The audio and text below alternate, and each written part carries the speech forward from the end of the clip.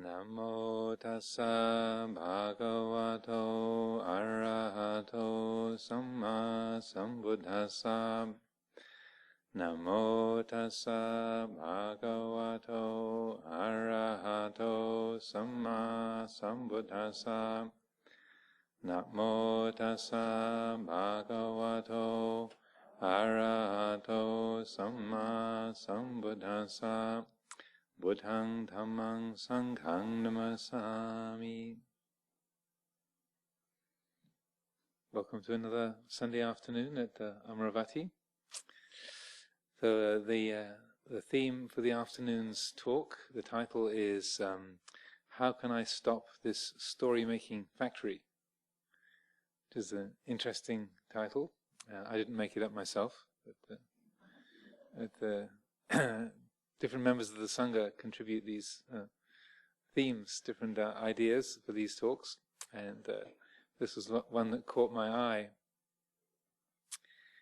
I think all of us have the experience, to some extent or another, of the mind going on and on, just endlessly chattering away. And at first I wasn't particularly conscious of this. I didn't start to try and do any kind of meditation really until I was 21 years old and had started living in a monastery in Thailand. I kind of entered Buddhism in an odd way. I was already in a monastery before I started to learn how to meditate. So I've never really been a lay Buddhist. So I was I went to the monastery in order to have a free place to stay. And then, which I thought was a good deal, that it was a good opportunity, have a free roof over the head for the night, for 2 or 3 days, and then things took off from there. But having arrived in the monastery and having been given a place to stay for a few days, then I asked the monks, what it was that they did, and then they started to explain about meditation. I thought, oh, that sounds interesting. Yeah, I definitely have a need to try that. That sounds very useful, very helpful. And so it wasn't until I started to try to meditate that I realized just how unstoppable the chattering mind was. It was completely, unapparent to me. Just in the midst of an average sort of busy student's life in that era, my mind was just going on all the time, but I never really stopped to look at it. So the fact that it was endlessly thinking and commentating and opinionating about life, the universe, and everything, it wasn't terribly obvious to me because I never tried to stop it. As soon as I started to pay attention, and the monks said, well, the way you meditate is you bring your mind to concentrate on your breath, and you hold your attention there on the breathing. So when I tried to do that, and taking the breath as a still point, as a reference point in the mind, it was suddenly apparent how this thing never stops. It just goes on and on and on, and it wouldn't stay on its appointed object. Wouldn't stay on the breath for more than a few seconds before flying away in some different direction. And the first thing, well, hang on a minute, no, I just I need to pay closer attention. I should make a bit more effort, because surely I can be a bit I can do a bit better than this. But no matter how hard I tried, with the greatest intention and will in the world, I couldn't seem to keep my mind on the breath more than a few seconds, 10 seconds, 15 seconds at the most, and then away it would go again. So that was the point when I realized, this thing never stops. This mind, it just goes on and on and on. And so then I realized, well, it's probably been doing this my entire life. But I've just never really noticed, never turned my attention inwards long enough to really see what the mind is doing. But because of being so busy and active with everything else that was going on in my life, just living and going to university and spending time with friends and traveling about, filling the mind with all sorts of interesting things and activities.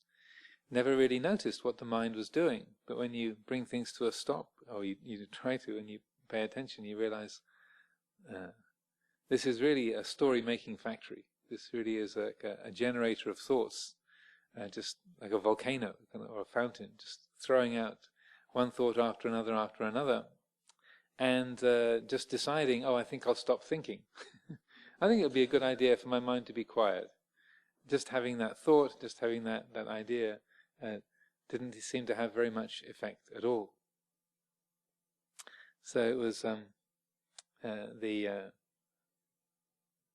kind of salutary lesson, first of all, to recognize how uncontrollable the mind really is.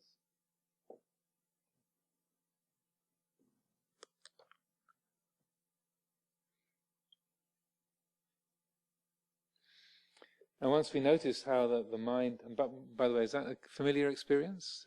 But not that I'm psychic, I just, but it's generally the case that when any one of us stops to turn the attention inward and to watch what the thought processes are doing, then we realize, this mind just creates an endless string of thoughts and associations and memories and projections and opinions, and just goes on and on and on. And it never even really seems to finish a sentence. Gets halfway through and then off on a different tangent, and then another, and then another, and then another, and then another, and then another. So when we see that the mind is so active and so busy, and then we begin to notice how oppressive that can be, that actually that endless thinking, the story-making factory, can be productive of a lot of anxiety, a lot of stress, just the capacity of the mind to create worries and internal difficulties and stresses, so that we can't sleep properly at night. We're always getting upset in different situations, say feeling nervous or feeling irritated or feeling excited or carried away by different situations, just because of what the mind is adding on to, say, an encounter with some other people, or a job that we have to do, or a situation that we have to deal with. So it can be that the thinking capacity of the mind becomes like a kind of inner tyrant, endlessly making our life more difficult and complicated and confusing. Even simple things like going into a cafe and ordering some food, or meeting members of your family, or coming to listen to a Dhamma talk in the monastery. Simple everyday things can be fraught with all kinds of projections and anxieties and worries about what the other people think about us, or whether we're going to get something right, or whether someone's going to take my favorite spot. This, even in a meditation hall, you can experience feels of ownership, territoriality, when you come into the meditation hall and someone has taken your seat. Yeah, and it's not even your place. It's just, but somehow you've claimed ownership, and the mind has created a story about how you have to sit there, and that's the right place, the best place for you to be. So when we begin to witness how much of a tyrant and a tormentor the thinking mind can be, then we can say to switch it off in any way possible. And so sometimes we can take meditation and the capacity to concentrate and use it as a kind of club to beat our thinking mind into submission. Like, shut up, smash, and just using our will and effort to just force the mind to be quiet. And sometimes, particularly if we have good powers of concentration or a lot of will, we can make that happen. But that kind of inner quietude is rather like taking a busy 2-year-old and sort of wrapping duct tape around their mouth and expecting that to bring real peace and quiet.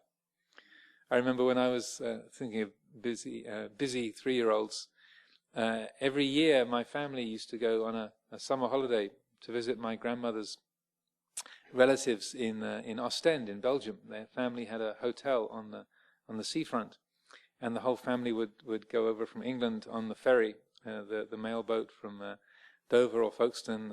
It's a 3.5-hour ferry ride across the channel to Ostend in Belgium, and we'd make all this journey together. And my grandparents would rent a little cabin on the boat, and I was very chatty as a young child. It's hard to believe, I know.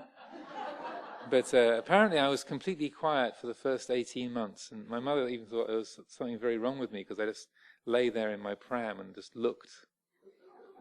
I didn't utter a peep. But at 18 months I started talking, and I didn't stop for any reason. So we were on this boat ride across the channel, and my grandfather, who was this very, very quiet and sort of shy and sort of gentle old Jewish businessman, he said, "I will give you 6 pence. I will give you 6 pence if you stop talking for 5 minutes." And at that age, that I was like 3 or 4 years old, 4 or 5 years old. 6 pence was serious money. And I nearly exploded with the effort of trying to keep quiet for 5 minutes. And I don't think I could manage it. I think I didn't earn my 6 pence.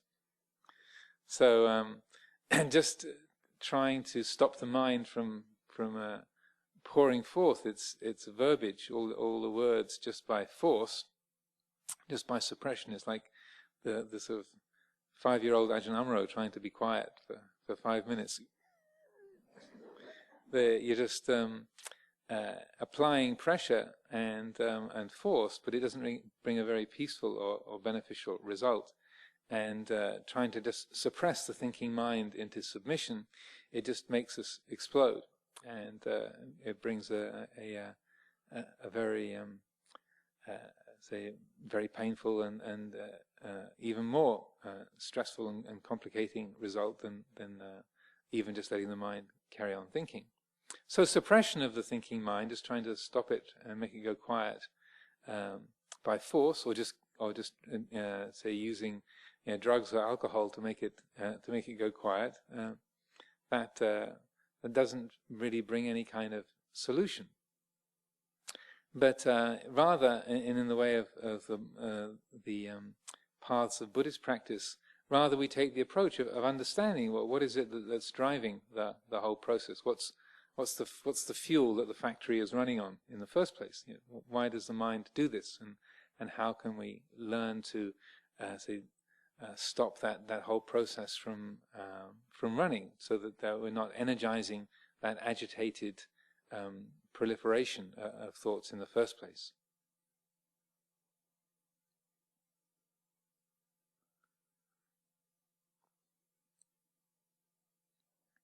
Well, there's a very helpful sutta, Discourse of the Buddha, where he talks about this very process, where it's described. And the story starts off with the Buddha sitting under a tree in the forest, and he's meditating by himself in the woods.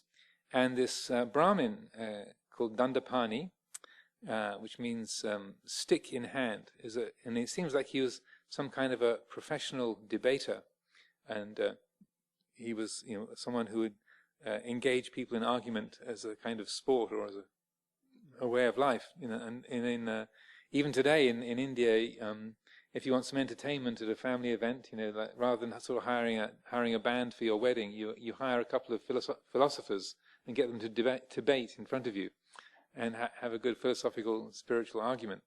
So Dandapani was one of these kind of debating Brahmins, and he saw the Buddha sitting under a tree, and he thought, okay, I'll try my hand with this one. So he goes up to the Buddha in this very kind of arrogant, strident way and says, "So, you're a wanderer, you're a yogi. What kind of philosophy do you teach? What kind of practice do you follow? What's your spiritual path? basically trying to provoke him or get an argument going so he could prove how wise and clever he was. And the Buddha responded by saying, I engage in the practice and I espouse the principle of non-contention. Not to argue with anyone in the world. So then Dandapani, having heard that, is as it says in the sutta, it says, you know, he clicked his tongue, puckered his brow into 3 furrows, and then strode off, having nothing further to say. So he's completely frustrated by that. So then, when the Buddha went back to the monastery and he recounted this story, and he talked about this and said, you know, that it's only when you've removed the causes for mental proliferation, conceptual proliferation. You know, this is how we end the quality of conflict. This is how we develop the mind, the heart of non-contention, is through truly understanding how the mind creates proliferations and gets attached to the perceptions that it has created. You know, how the mind creates stories and then gets lost in the stories that it creates. It's only when we understand this that we can stop the causes of contention, contending with others in the world and also contending with ourselves. So he made a very brief statement on this and then disappeared off and went into his kuti, his hut, by himself. Probably having had his meditation interrupted in the forest by Dandapani. It seems like he was also ready for a bit of solitude. So then the other members of the Sangha asked Mahakachana, can you explain what the Buddha meant? Because Mahakachana was the one who was most well known for being able to explain in detail statements made by the Buddha in brief. And so then Mahakachana said, well, you know, you should really be asking the Buddha these questions yourself, you know, when you next have the chance, but I'll do my best to explain what I think he meant. And then what Mahakachana explained, he said, well, you know, the way that this thing works is when say for example, when the eye sees a mental object, when there is a light and the eye, and then eye consciousness arises, we call this contact, the coming together of these three, of light, of the eye, and of eye consciousness. When those three come together, we call that sense contact. When there is sense contact, that gives rise to a feeling, pleasant feeling, painful feeling, or neutral feeling. Yeah. When there is a feeling, then that gives rise to a perception. The perception of saying, a red color or a green color or blue color in terms of light or a particular shape. And so that perception, sanya in Pali, that word, the word sanya is related to the English word sign. So it's like the shape or the form of what's experienced. And then sanya gives rise very quickly to thought, to vitakka. So then you see something, the eye receives the light, there's a perception, and then the thought says tree, or it says, Brahmin approaching. There's the thought that names the thing that's being perceived. And then, after the thought, after vitakka, then the thought gives rise to what is called papancha. So this is the main subject for this afternoon, is this what this word papancha refers to. The English best English translation for this is conceptual proliferation, the mind's capacity to create associative thought, one thought running on after another, after another. Papancha. And that conceptual proliferation then leads to what is called papancha sanya sankara, which is the multiplicity of thoughts and perceptions and feelings that beset the heart and give rise to the experience of conflict. Basically, a me in here, a world out there, and a sense of stress between the two. So this is how it works. So you have contact, feeling, perception, thought, conceptual proliferation, and then papancha sanya sankara, the whole multiplicity of thoughts and perceptions that arise from that proliferation. So this is how the factory works. it all starts off with a perception, hearing a sound, seeing an object, smelling something, tasting something, or also a thought, randomly arising memory or an idea. This also counts as a sense object. Within the Buddhist psychology, the mind sense is another of the sense organs. So the eye perceives light, the ears perceive sound, the mind perceives thoughts and emotions. So then the Mahākāccāna mapped out the process like this, and said, this is how it is, that as the mind is influenced by perceptions, if the mind is untrained and habitually following greed, hatred, and delusion, then it in a very rapid succession, everything that we see or hear or think, then that gives rise to an association, and off the mind runs. When I was starting my time at Wat Pah Nanachat, that monastery that I showed up to for a free place to stay in Thailand, and I was very inspired and very attracted by the teaching and the way of life in the forest, and living in the very simple, down-to-earth way of a forest monk. And as I said, it was very clear to me how out of control my mind was. But even though that I didn't experience very much peace or inner quietness in the meditation, I had a lot of faith that this was the right direction to head in. And what was really one of the things that was really striking to me was that for the first 2 or 3 years of my monastic life, almost everything that happened was like a cue for a song.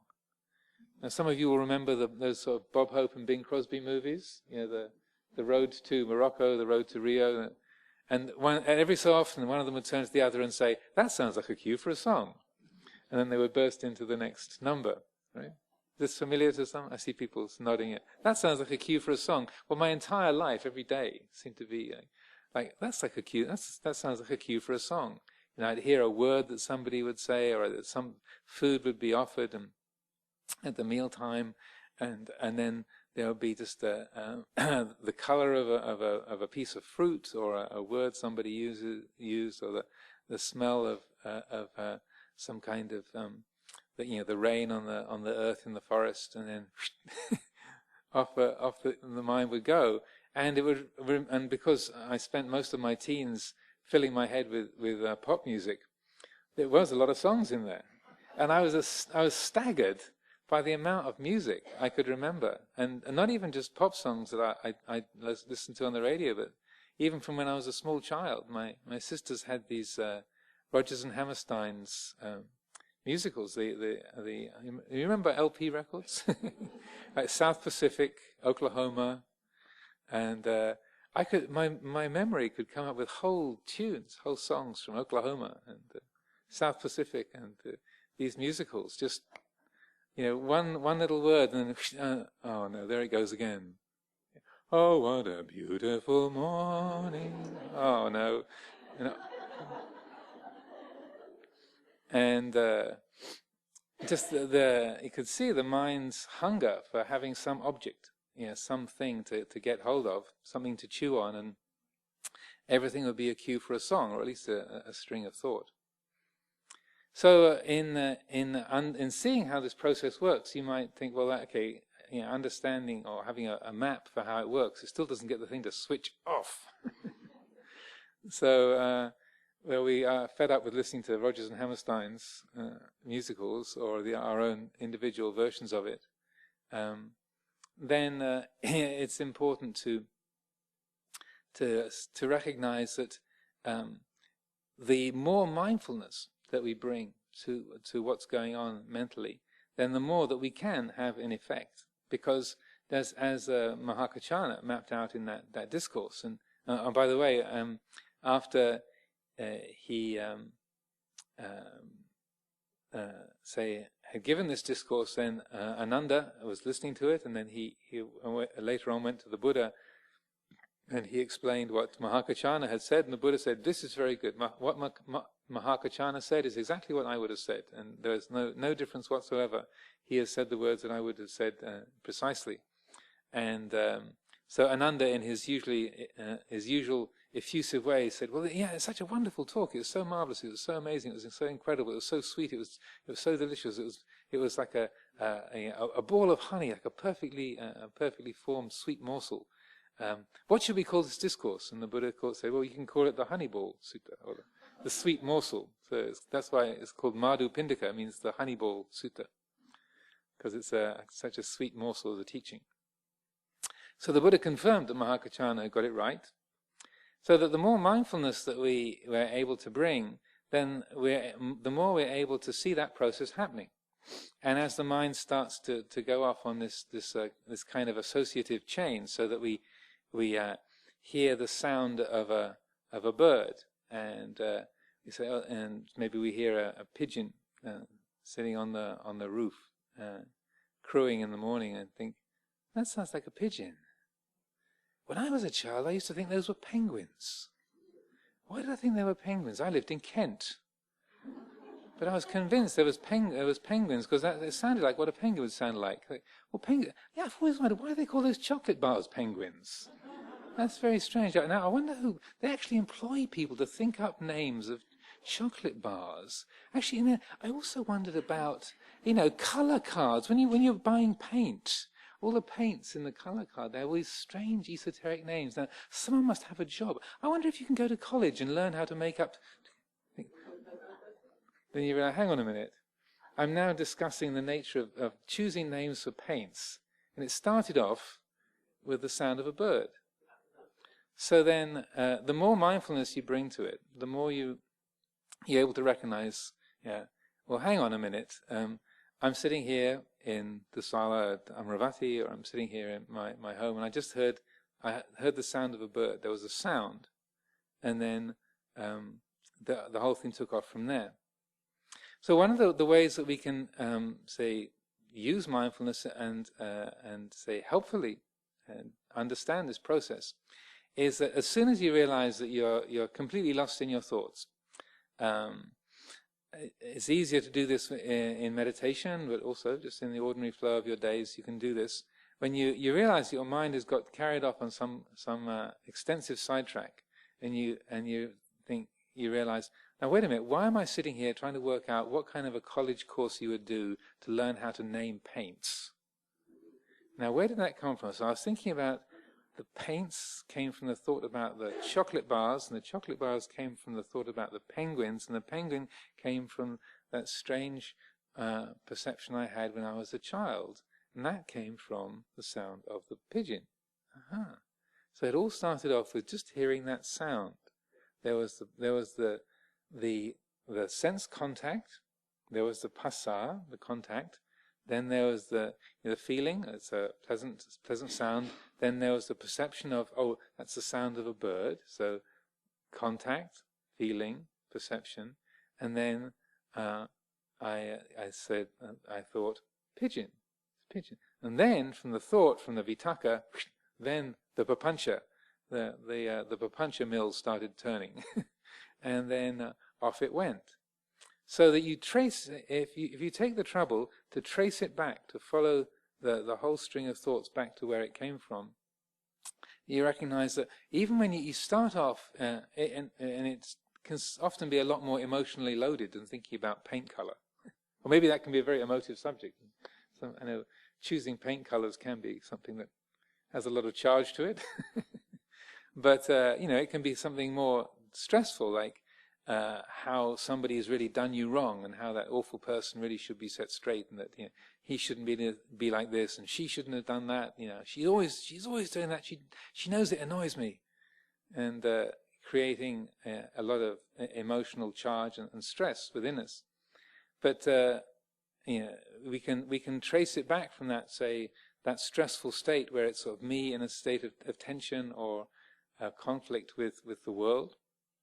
As we trace it back, then it gets more and more simple. Whereas we start off at a place of complexity and stress, then the further you trace back the whole process, the simpler it gets, until you realize, oh, it was just a sound. It was just a sound, and then this whole thing launched from that. So this practice of following things back to the source, it takes an effort, as a quality of mindfulness is needed for that, but it can be extraordinarily helpful. And in later years, after this was a kind of practice Luang Por Sumedho would often talk about and encourage people to do. And I found out later on that there was a great master of the Korean tradition of about 300 or 400 years ago, the Chinul, who also developed the same kind of practice in Zen meditation in Korea. And he used the term tracing back the radiance as a book of his teachings that's got that title. And he describes in some detail this kind of methodology of how to patiently and steadily always follow the thought back to where it came from. And then when we do this, as soon as you notice that your mind has got lost in some kind of proliferative excursion, as soon as you know the mind's got lost, first of all, to make a careful note, okay, what does this feel like? Here I am, I'm creating this story in my mind about this particular monk who really is an irritating person, or this particular nun who I've really upset and I've got to straighten things out with, or this particular member of my family who's in a difficult state, and it's up to me to try and make them all right. That as soon as you are aware that the mind has got lost in some proliferation, take a note of what that feels like. That sense of responsibility, the sense of anxiety, the sense of desire or fear or indignation. To let yourself feel that and to recognize, okay, what's this like? What's this emotion in the body? Where do I feel this indignation or this anxiety or this pressure of responsibility or this compassionate concern? Yeah, what's it like? Where do I feel it? Where is it in the body? What's its texture? And to let yourself be fully aware of that stressful, pained quality.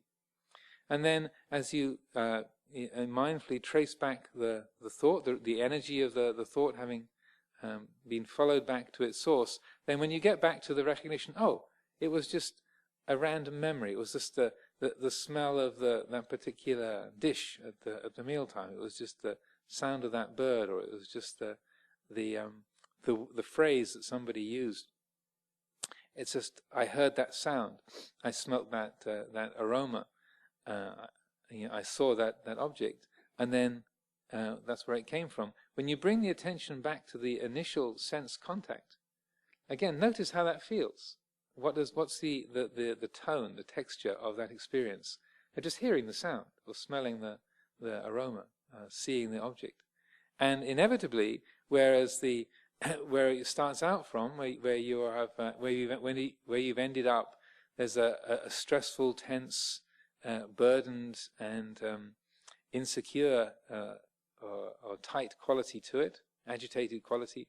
When you bring it back, when you follow it back to its source, to its origin, to the sense perception, it's always extremely simple, uncomplicated, and straightforward. Even a loud sound, or a bitter taste, or a harsh color, it's just a color. It's just a sound. It's just a thought. And if you let yourself really experience and fully know that quality of simplicity, then recognize, okay, this is easy to be with. This is not burdensome. This is not difficult. There's no insecurity or trouble associated with this. So this is one methodology of learning how to work with the conceptual proliferation and the stories the mind tells. Another kind of practice that's similar to this, or related, that many of you who will have listened to Ajahn Sumedho's Dhamma talks over the years will be familiar with, is making the thought conscious. And so this is, again, it takes a degree of mindfulness and an application. But when you are, say you're feeling some kind of regret, something that you've done, you feel very bad about, oh, I'm such a terrible person, I fell into that bad habit again, I said I wasn't going to do that, and I did it again, I'm such an awful person, there's no hope for me, they should just sort of take me out at the back of the barn and just finish me off, I'm a burden to society, I'm just taking up space here, life would be much better off without me. Or if you're upset with somebody else, like how could she do that? That's so terrible. She knows that I don't like that. She was at that meeting when we all agreed that we weren't going to do that, and now she's gone and done it, and I know she does it on purpose. She's deliberately doing that just to make me upset, and that I'm not going to let her go. Not going to let her get away with it. She's not going to get away with it. And so we hear these kind of. We all have our own particular scripts that I'm not reading anybody's mind, in case you're worried. Like, oh my God, how did he know? There's no mind reading involved. It's just human nature is pretty much the same everywhere. So when to hear what the mind is saying, it's like, and what Luang Por Sumedho would encourage is that when you hear your mind ranting on about what you're worried about, what you're excited about, what you've got to have, I got to have it, I got to have it, I got to have it. I can't stand it. She's doing it again, or I'm such an awful person. Whatever it might be, some kind of a pattern of thinking.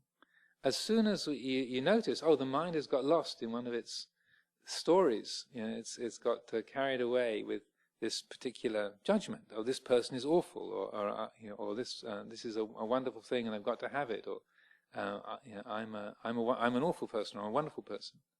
If you then catch the thought, it's almost like as if our thoughts were playing on a recording, like on I would say tape. That dates me even more, as much as Rodgers and Hammerstein.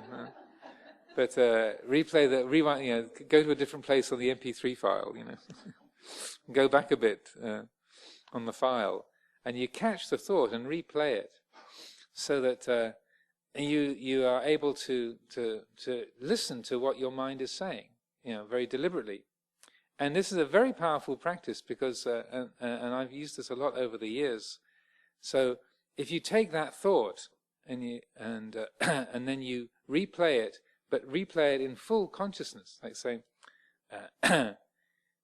I'm just taking up space. The world would be much better off without me. Or say, she's doing it again. I know she only does that to annoy me. And when you do that, and you replay a thought of that nature, you can't usually get to the end of the sentence before the whole thing collapses. Because those kind of thoughts of praising, of judging, of liking, of disliking, of self-creation, creating perceptions about yourself or perceptions about others, they depend upon not really being seen clearly. They're sort of off in the wings and at the edges. And when you get them into the full light, front center stage with all the lights on, then they can't really stand up. You can see all the strings. You can see how it's all held together. So when you do this, and it's quite a simple practice, but it's incredibly effective. Just to state that, like, if you were different, I would be happy. Right? You can't even finish the sentence. It's not even a long sentence, but it's because before you even finish it, oh yeah, really? Yeah. And you wouldn't find anything else to be upset about? Oh, congratulations, that you would be completely happy if someone's behavior was a bit different. Oh. And you realize, no, that's not it. And you begin to see how much the mind has just bought into its own projections, its own anxieties, insecurities, loves and hates and habitual judgments. And how it's so much of it is just driven by our own inner habits of like and dislike, our own insecurities that might maybe move towards greed and desire if you're a lobha-chirita, a desire type, a greed type, if they move towards a doubt and worry and fear, or confusion if you're a moha-chirit type, a confusion type, or towards irritation and complaining and contending if you're a dosa-chirit. You don't have to memorize these. 3 basic character types. Lobha-chirita, greed type. Moha-chirit, delusion type. Dosa-chirit, aversion type. It's a kind of simple map of human psychology, but where we get lost in these particular habit patterns. So if you have those tendencies, like your mind moves towards greed or moves towards aversion, then, and that's a strong habit, then it just will pick up any kind of an object, so that the process of proliferation then feeds on that tendency. So say if you're an aversion type, that you've created a lot of habits of negativity. You're creating the sense of self around complaining, criticizing, judging others. That's where your sense of being comes from. Just the mind creates a continual list of what's wrong with others, or what's wrong with the world. They're having a good grumble. That's what makes us feel alive, or contending with something, having a good argument. Having or complaining and criticizing. Opening the newspaper. And having a good grumble. It gives us a sense of being. And or if we're a greed type, that what we want to get, what we want to have, and the things that we want to chase after. So then those habits are, say, then they're like the fuel that the story-making factory runs on. And so that when we begin to see that process, and we're able to, say, catch a thought like, I can't believe she did that again. If only she wouldn't do that, I would be happy. And you realize, when you hear that, and you just freeze that, and you replay it, you realize, no. It's just my mind, just my aversive tendency looking for an object.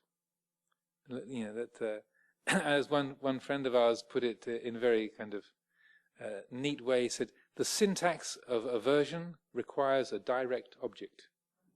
Those of you familiar with English grammar, that the syntax of aversion requires a direct object. When your mind is disposed towards aversion, anything will do. You're just looking for a thing to be annoyed about or to complain about.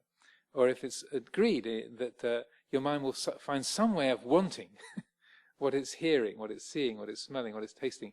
The syntax of greed also requires a direct object, like, I want that.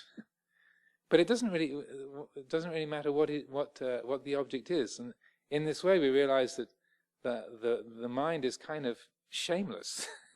Anything will do to have an opinion about, to have a desire for, to have a complaint about. Anything will do. Any old rubbish will do.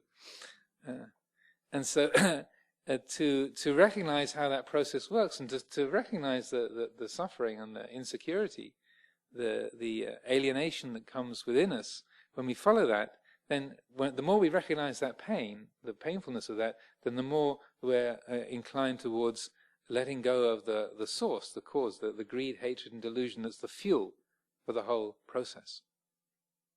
So this practice I highly recommend. Again, it takes a bit of mindfulness, but it's really worth doing, and it's kind of shocking how quickly your well-formed opinions, loves and hates, all fall apart when you really sort of bring them center stage and put the lights on and look at them closely.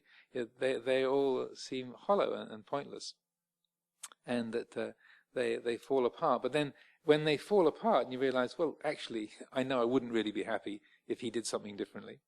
I know I wouldn't really be happy if I got that thing.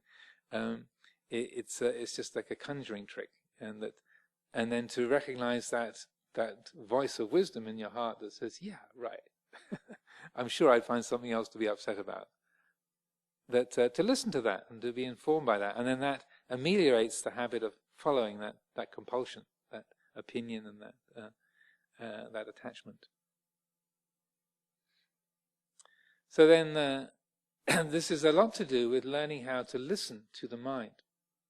So learning to listen to our thoughts. And in this respect, when we're trying to deal with the story-making factory, and learning to relate to our thoughts and our opinions, one of the biggest obstacles is that we have this weird belief that because we think something, we assume it to be true. This is a theme I talk about a lot. But this is a very weird presumption to make. Right? Just because a thought forms in the mind, we take it to be an accurate representation of reality. This is a very peculiar thing to believe, because what we're thinking today might be very different from what we were thinking a year ago. And if we were right then, how can we be right now? Or if we're right now, how could we have been right then? And if our thoughts, our opinion now, if we're so sure this is right, then in a year's time when we think something different, what does that say about what we're thinking in the present? Right? I mean, the logic is not very complicated. But yet, we still assume if I think it, it's true. And if other people think differently, they're wrong. Very simple. And they'll either see reason and allow themselves to be set straight, and they'll think like me, or they'll just continue to be deluded and think differently. That's how we function, isn't it? It's crazy, but that's how we operate. So one of the first steps in this is to learn to not believe your thoughts.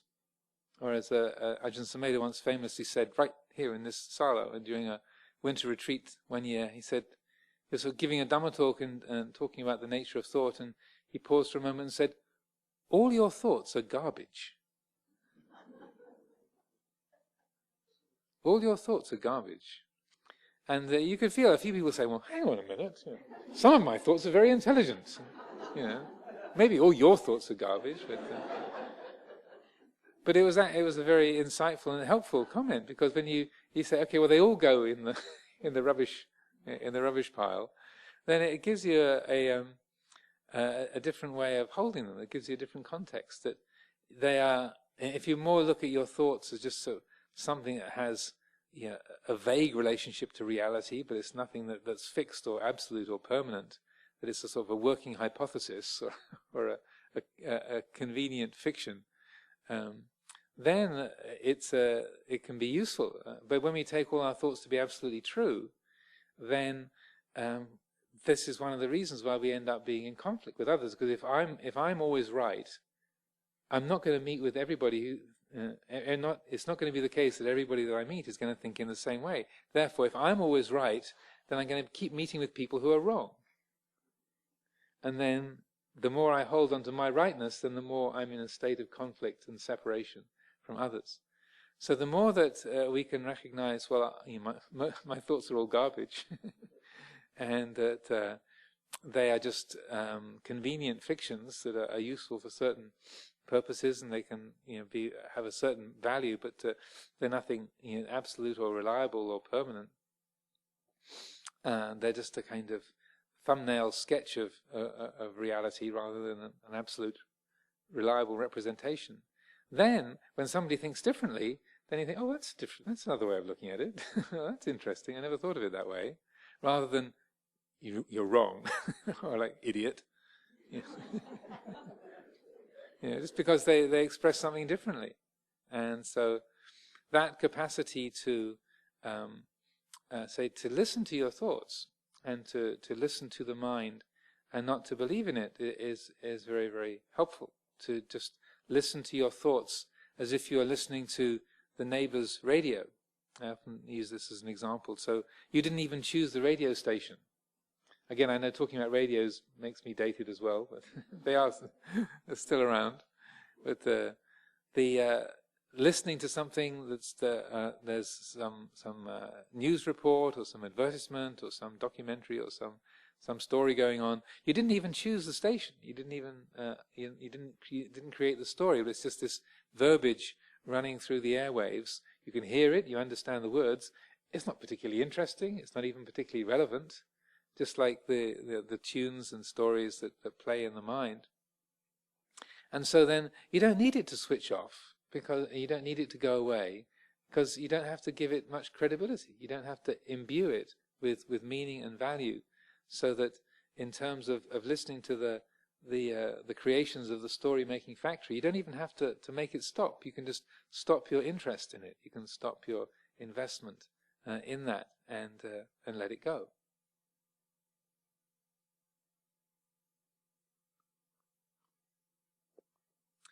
So And that brings me to the in a way probably the final theme to reflect on is that we can be so stressed and oppressed by our thinking habits that we believe that we would really be happy if we could just switch the whole thing off and just never think again. Ever had that thought? Please just shut up. Just shut up. And so we can look upon thinking as a kind of brain disease, like this sort of unstoppable noise going on between our ears, and that if it would just be quiet, then we'd be happy. But as Lumpur Cha would say that if it was an absence of thought that made us enlightened, so then this table would be an arahant. The bricks of this wall would be enlightened because they don't think. There's not a thought going through that brick or this table. It's not, but it's not enlightened. So we shouldn't think of the absence of thought as being an enlightened state. It just means you're not thinking. This means that there's quietness, but that quietness is not intrinsically liberated. It's not an awakened or liberated state. And that thought, once the mind has learned to concentrate and learn to be able to focus on the present and learn to not believe in the creations and stories that the mind tells, then you can actually use thought. You can use words to help the mind to understand things in a better way. We can learn how to think clearly. So this is an area that is maybe not given so much, coverage, not talked about so much in the Buddhist meditation circles. But if you read the teachings, the suttas, that the Buddha makes a lot of what's called wise reflection, yoniso manasikara, and that there's these kind of phrases repeated over and over again. Wisely reflecting, a person will consider that that which is born is going to die, or that they will consider, if my mind dwells upon thoughts of aversion, then that's the direction it will be inclined to go in. If the wisely reflecting, you consider if the mind dwells upon thoughts of loving kindness, then that will be the inclination that it has. So wisely reflecting is a very common phrase, and that's not an accident. So the capacity to reflect, to use conceptual thought, to explore what the nature of an experience is, to in a way map the territory of our experience, our perceptions, our thoughts, our memories, our ideas. There's an ability that we have to say recognize patterns, how things work, and reflective thought can be extraordinarily helpful in say developing that. So a few well-placed thoughts can save you weeks, if not years, of grief and suffering. That it's really quite remarkable how when we pick up a situation or a pattern of experience and consider it and use the ability to investigate. So yoniso manasikara is one phrase you have in Pali. Dhamma vijaya is another almost identical phrase. This way of investigating the reality, the patterns of an experience. That is a very powerful tool. In fact, Dhamma vijaya is one of the factors of enlightenment. So the enlightened mind naturally employs this capacity to recognize patterns, to understand, to see how things fit together and how one thing leads to another and how things interrelate with each other. And so that's a very useful faculty that we have. It's an important capacity that we can draw upon. And using conceptual thought to guide that and to help formulate that is very very helpful. So that just to be able to reflect, well, why am I so upset? I see somebody carrying out an action that they are. I see somebody parking their car in a certain spot, and my mind says, and my mind's got upset about it. Look at that. I mean, why is my mind upset? Well, because my mind has the perception that that's my lawn. And then from that perception, they shouldn't park on my lawn. How dare they? Don't they know I'm the abbot of this monastery? They shouldn't be parking there. Ah, well, that's why my mind is upset, because I call that my lawn. If that wasn't my lawn, then I wouldn't get upset. Aha. So there's a reflection. You're using conceptual thought to look at, say, oh, look at that. If I was a visitor to this monastery and I saw somebody's parked their car, on the grass in front of my kuti, then I wouldn't get upset. If I was just a visitor, I'd just say, oh, someone's parked their car on the grass. So, people do that. So what? Then because it's my grass, then there's a reaction. So that to use a few well-placed thoughts, then you can save yourself a lot of grief. And using the Buddha's teachings, taking elements of the teaching, and just having those well learned and well remembered, then you can apply those and just bring those into consciousness and say times like that. Well, look, if I call that mine, it's a problem. If I don't see it as mine, it's not a problem. Look at that. So that using the Buddha's instruction about any kind of attachment to I and me and mine. I think it was the I think last week's talk, if I remember, about that was doubt. It was the first week's talk about I and me and mine. And well, look at that. As soon as there's I and me and mine, there's suffering. With no I and me and mine, there's no suffering. Look at that. So then, that is the application of thought and the capacity to describe things. And it's also, speaking of stories, why some stories have lasted hundreds or thousands of years, why we keep telling the same stories, or why stories carry a certain power, like the ancient myths, or the stories of the Buddha's life that we tell, or the ancient tales of the Hindu scriptures, or the Bible, or the fairy tales of Europe and around the world, the stories of Shakespeare's plays and so on. We keep telling these stories because they give us a helpful map to our own experience, and so that's why fairy stories or myths or these ancient tales, that we keep telling the same stories.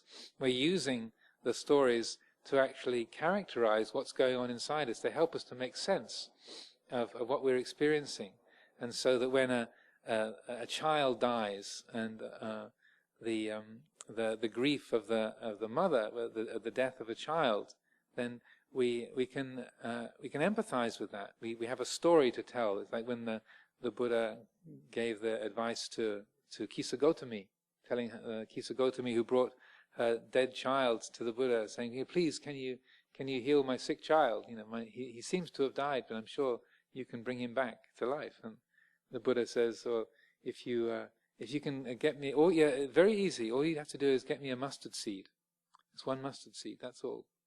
But if you can get it from a house where nobody has died, that's the important thing. But just a mustard seed will do. But it has to come from somewhere, from a house where no one has ever died." And so Kisa Gotami, she goes racing off to try and get the mustard seed. This is going to be so easy. It's not difficult at all. Mustard seed is everywhere. Every house has this. And she goes to one house after another and says, "Can I have some mustard seed?" And they say, "Oh yes, sure." She explains why, and then she says, "Oh, by the way, has anyone ever died in this house?" And they go, "Oh, well, of course, yeah. Just last week my uncle died, or oh yes, a month ago my grandmother died." And then house after house after house she goes, and after some time she realizes there is no house in the whole city of Savatthi that has not had somebody die in it. Death is everywhere, and so that she's able to acknowledge and receive the fact that her son has died and he's not coming back. So this is a story. It's a story, but it's a really useful story, because everyone who's had a child or a loved one who's died, or some grief in our life, something that's lost, something that is broken, that can't be repaired, then we have a story like that, and it's a useful story. So by telling that story and reflecting on that, we can say draw upon that in us which says, oh yeah, that's right. I do feel a grief that this thing that was precious to me has died. This loved one, or this cherished possession, or this faculty that I had. I used to be able to hear clearly, and now I sit here for the whole Dhamma talk, and even with the good Amaravati sound system, it's just mumbles. I used to be able to hear, and I now get 10%. Again, I'm not reading anybody's mind. Sometimes it's like that. The sense of grief and loss, it's broken. My hearing is gone, or my vision is gone, or my thinking faculties have gone, and it's not going to come back. There's a grief there, but then the story of Kisa Gotami is like that story helps us to recognize, yeah, that's how it is. That's always been the way the world is, and it's never been different. And the fact that I assumed that somehow I could go through life and never have the experience of loss, nothing that I love to be broken or separated from me. I was foolish. I was in a deluded state to think that it could be that way. So the story helps us to let go. So I would, even though the title of the talk today implies that if we could just stop all stories altogether, I would suggest that stories can be useful. But it's only when they won't shut up, when you can't switch them off, and also when you only get like the first 5%, and then it goes off onto another story, and then another, and then another, and then another. You never actually get to hear the whole story. But when stories, when thoughts are used in context and they're applied with mindfulness and wisdom, then they can be something that are as much of a blessing as ending the flood of conceptual proliferation. So I'll leave those thoughts with you for today, and we can have a few refreshments and then gather back together. It's about 3:05 by this clock, so we gather back about 25 past for some dialogue.